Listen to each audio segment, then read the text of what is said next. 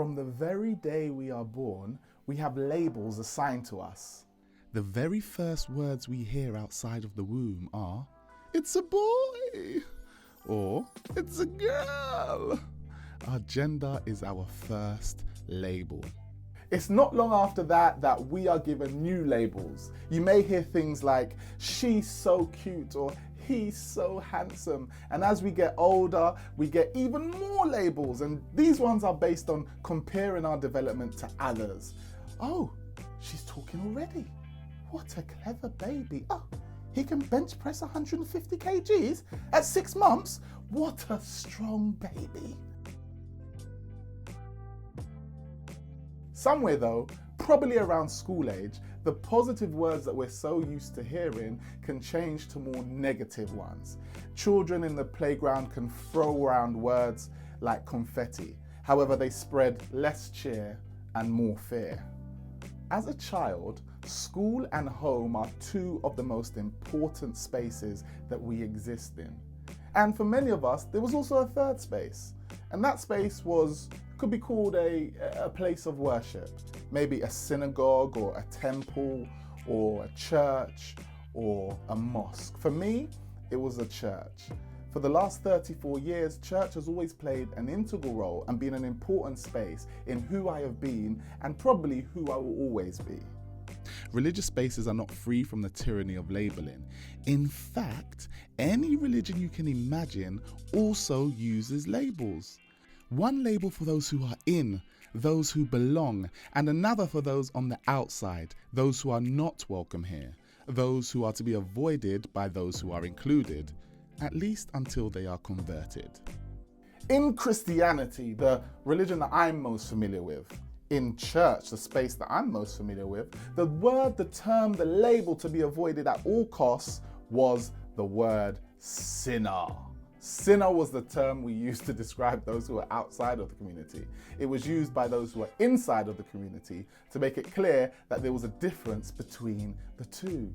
Maybe you've been called a sinner before. And this term, while it was to be avoided at all costs, and while we don't really use it as much in today's society, it still has a lot of power. One of the issues that the religious leaders had with Jesus, one of the things that really grinded their gears, was the fact that he hung out with tax collectors and sinners. In other words, he sat and ate lunch with those who were deemed sinners, those undesirable people in the community, those people who others looked at and would not want to spend time with, and those people who themselves would never be caught in any place of worship, those people who had no interest in religion, the thieves, the fraudsters, and the thots. These were the people that Jesus spent his time with. These were the people that added to an ever-mounting list of reasons why the Pharisees, why the leaders, why the religious folks of that time wanted to kill Jesus. If the list wasn't long enough, here he is adding yet more reasons. If you've missed the list so far, let me paraphrase them here. You can catch up with them on our earlier episodes of Unfiltered. Number 1. He told his community that God sometimes chooses to work outside of the community rather than those who are inside.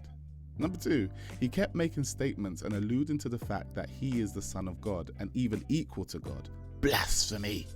Number 3, he challenges the social order by suggesting how you use your resources is more important to God than how much resources you have.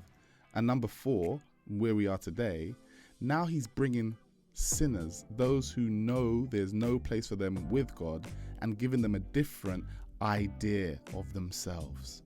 Unacceptable. Check out Matthew chapter 9. It says this. And Jesus passed on from there. He saw a man called Matthew sitting at the tax booth, and he said to him, "Follow me." And he rose and followed him. And as Jesus reclined at the table in the house, behold, many tax collectors and sinners came and were reclining with Jesus and his disciples.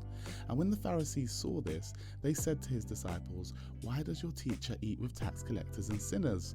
But when he heard it, he said, "Those who are well have no need of a physician, but those who are sick. Go and learn what this means. I desire mercy and not sacrifice, for I came not to call the righteous, but sinners." You see, here's the problem with what Jesus was up to. He entered a system, albeit a religious one, that worked for who it worked for. And those who it worked for, it worked just fine. And they wanted it to stay that way.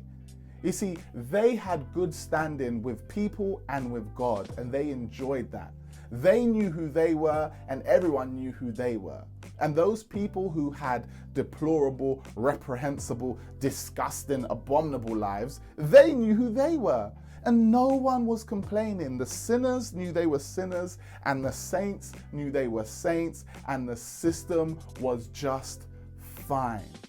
The people at the top knew they were at the top, and everyone treated them like they were at the top. And the people at the bottom knew they were at the bottom and didn't mind being treated like they were at the bottom. The system worked. Why would Jesus want to disrupt it? Why would Jesus want to turn it upside down? This was the problem with what he did.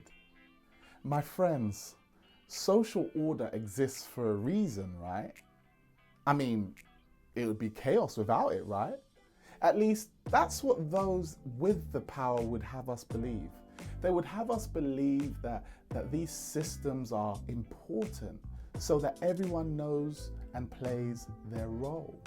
That's why we have degrees and letters after our name, so that those with letters, their opinion is more valid and merited and appreciated than those without it. That's why we have monarchies, so that you know where you stand. That's why we have the Forbes list and other listicles that tell us where exactly we belong, where we match up.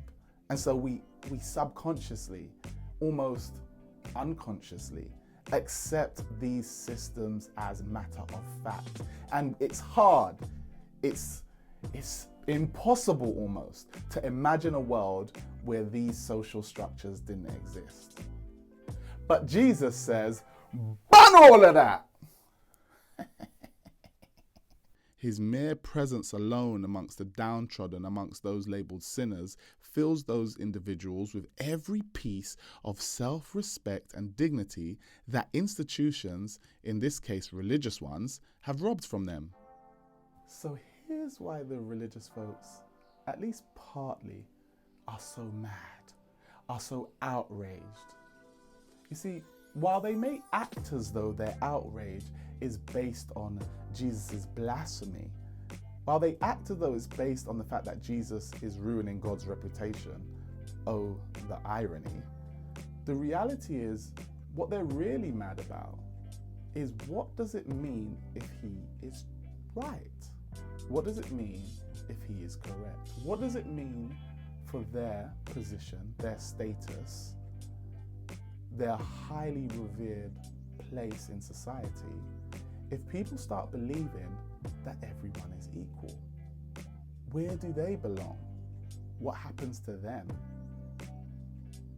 And so really, far from this being about preserving God's character, this was about preserving their own position. And here's what cuts the deepest. Jesus, if you really are God's son, or even if you're just sent from God, why don't you want to spend time with us? We've been custodians of the faith all this time. We've been teaching in the synagogues and encouraging people to live a life in tune with what you would have them live. Like, why would you not spend time with me? I've committed myself to this. I've been working hard for you. If you really are who you say you are, why don't you want to spend time with me? And this is the question, if they were courageous enough, this is the question that they would ask Jesus, because this is the issue. If they were brave enough to ask the question, Jesus would have answered it. In fact, he already did. We read it earlier. Jesus came to be with sinners. Jesus is the doctor that came to be with those who were sick. Jesus came to spend time with those who were marginalized, who had been kicked out by the very systems that claim to operate in his name. These are the people that Jesus came to be with. You see, the very people that the religious system deem as sinners, and who probably call themselves sinners, the people who wouldn't be caught dead, let alone alive, in these places of worship, these are the people that Jesus came to heal. These are the people that Jesus came to eat dinner with. These are the people that Jesus came to befriend. After all, it's the sick that need a doctor. And while this type of comment would have made the religious people feel sick to their stomach, this actually wasn't so much a dig as a veiled invitation. Come, sit, eat. Take your place at the table with Jesus. There is a seat for every sinner.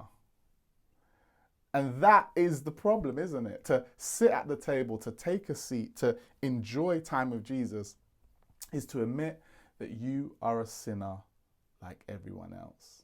If these religious folks could simply accept that they were sinners too, just like everyone else, no more, no less, then they could have enjoyed spending time with Jesus too. They could have sat with him and ate with him. They could have enjoyed all that he had to say. Rather than trying to plot and scheme and create his downfall, they could have just sat at his feet and enjoyed his company. Rather than running from this label of sinner, if they had just embraced it, if they had just owned it, if they had just accepted that a sinner is simply someone who isn't perfect, then they could have taken their seat at the table. After all, no one is perfect.